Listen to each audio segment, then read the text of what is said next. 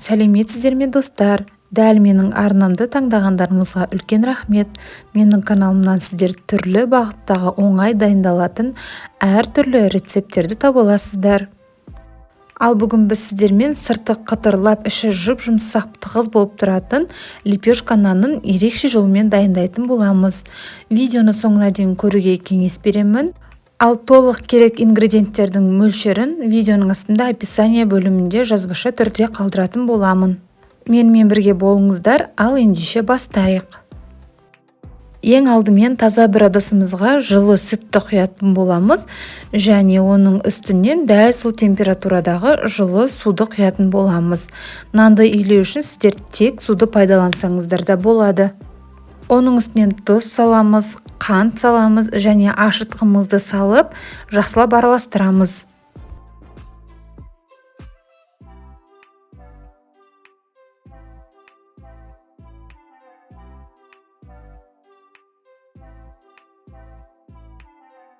Одан кейін үстіне ұнның азғантай бір мөлшерін салып, оның үстінен ерітілген бөлме температурасына дейін суыған сары майды құямыз.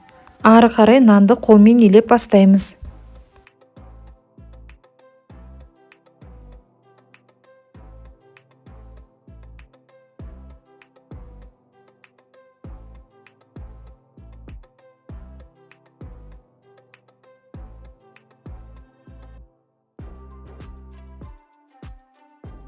Оның тығыздығы әркімде әртүрлі болғандықтан, мөлшері кейбіреулеріңізге көп, немесе аз қажет болуы мүмкін.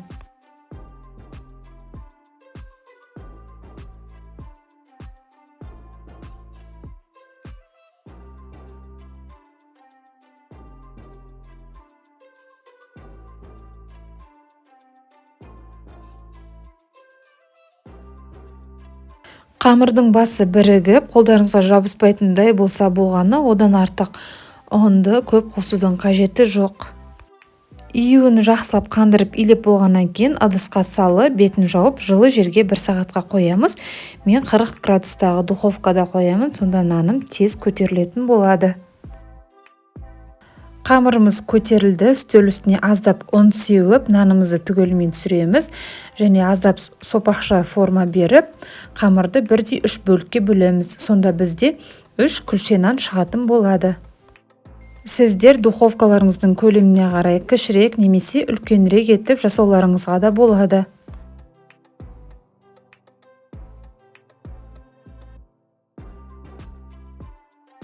Әр бөлікті жақсылап иілеп, бетін жауып тындырамыз.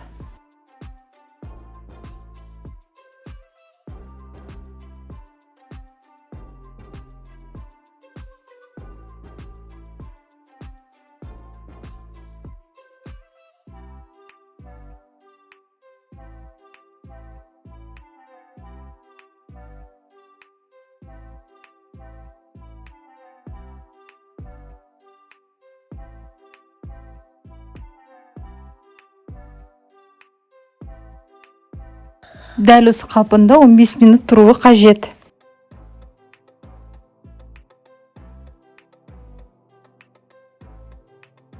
Нанымыз тынды, ал енді пергамент қағазын алып, бір күлшемізді сол пергамент қағазына қойып, лепешка нанның формасын береміз. Ортасын сәл қолымызбен басып жұқартып, одан кейін вилкамен жүргізіп шығамыз.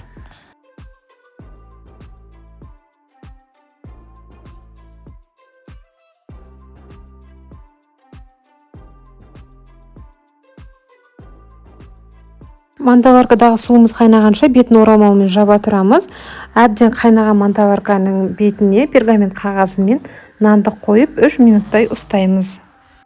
Мантаваркадан шыққаннан кейін нандарыңыз сәл көтеріліп тұрады. Ыстық кенше бетіне жұмыртқаны жағып, ортасына қалауларыңызша кунжут себіңіздер, седана себіңіздер. Одан кейін қызып тұрған пеште 200 градусқа 20 минутқа пісіреміз. Бұл нанның ерекшелігі, яғни сыртында корочкасы сондай қытырлақ болып тұрады, ал іші жұп-жұмсақ болып шығады. Сондықтан сондай нанды ұнатсаңыздар, дәл осы тәсілмен пісіріп көрсеңіздер болады. Мінекей дайын болған нанымыздың түрі осындай әдемі болып шығады. Дәл осы рецептпен сіздер де жасап көріңіздер. Сіздерге де ұнайтынына сенімдімін. Каналға тіркеліп, видеоға лайк басуды ұмытпаңыз.